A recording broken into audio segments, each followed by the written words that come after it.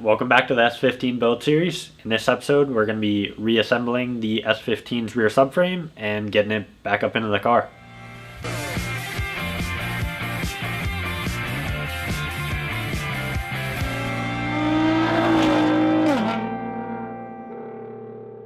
We have our nice powder-coated subframe. We got our bushings installed in this arm and put the new ball joint in, and we can link you to that video.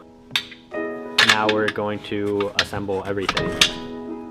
Alright, so with the lower control arm in, we're going to grab our knuckle. And we had this freshly zinc coated, and then we took the time to press all of these nice new SPL monoball bushings in. So I'm just going to throw this on the new ball joint. We chose to go with SPL monoball bushings because they have zero deflection. All of the travel then goes through the shock body and you get really accurate and very direct feeling suspension. So it basically gets rid of any of the slop that the OEM system had and replaces it with a nice solid joint. Now we can install the traction arm, just making sure that the spacers on both sides don't fall out.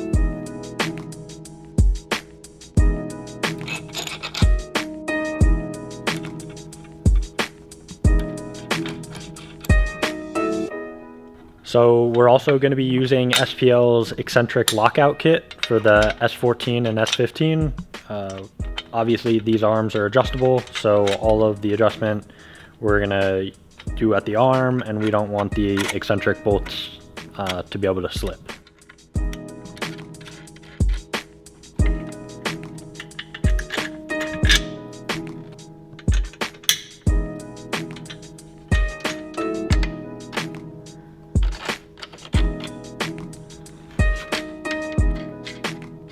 So we got all the arms on the subframe, and now we're gonna put the new diff, or actually not the new diff, the old diff, but some new diff bushings in. So let's get to that.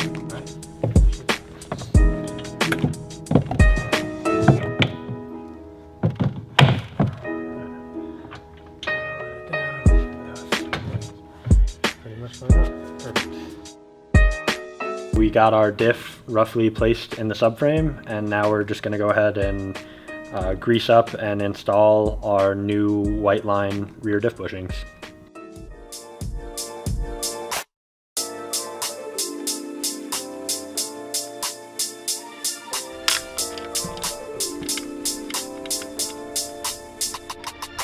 After we got the rear diff mounts installed, now we're going to the front. We lubed them up, put the top half in, the bottom half in, and the crush tube through them.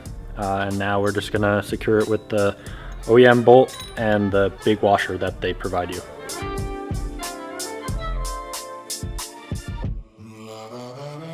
Once these bolts are tight, I can go back to the rear diff bushings and tighten those too. In our previous video, we sent all of our heat shields and everything out to be powder coated. Now, before we put the subframe back in, we have to go back through and install these, because one of them goes above actually two of them go above the subframe, and the other one just goes above the exhaust. So let's get to it.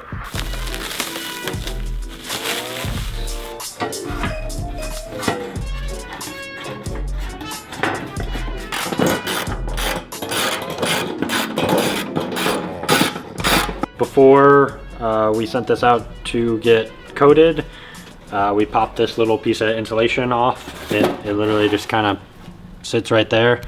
Nissan had it glued on with some like spray on adhesives, and we're just gonna pretty much coat this, and then pop it on.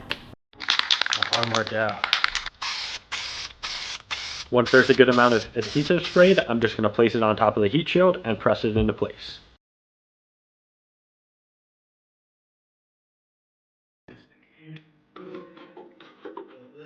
I'm gonna go in and I'm gonna pop that in. Over, pop that in.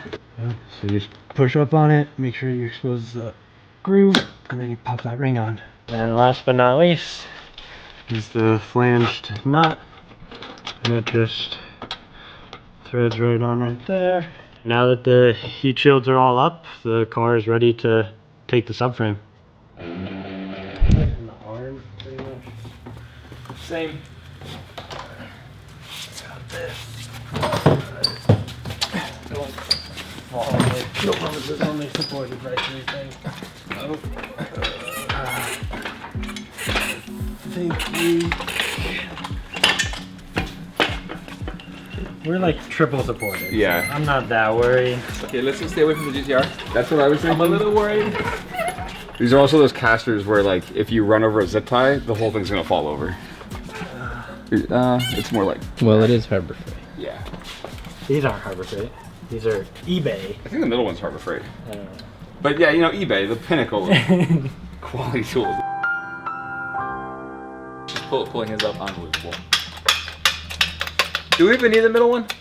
At this point, we probably don't. It's just for safety, really. Yeah, forget safety. Take it off? Or...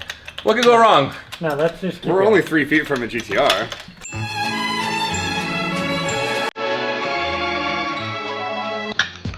Both of mine are started. Mine too.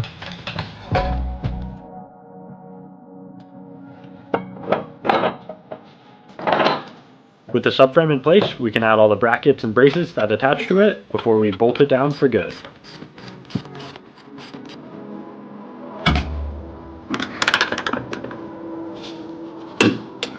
There we go.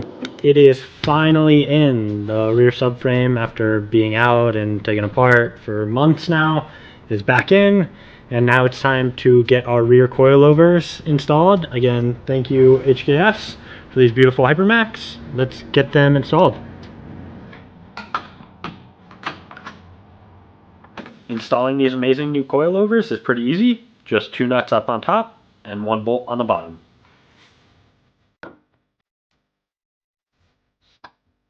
We can adjust the settings later, but for now, straight out of the box is what we're doing.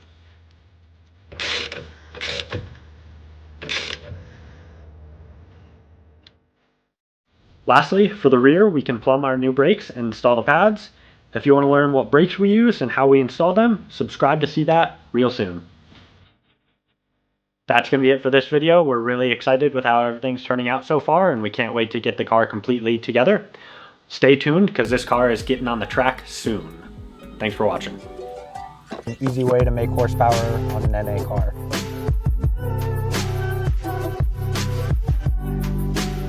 Unbox this bad boy and take a closer look.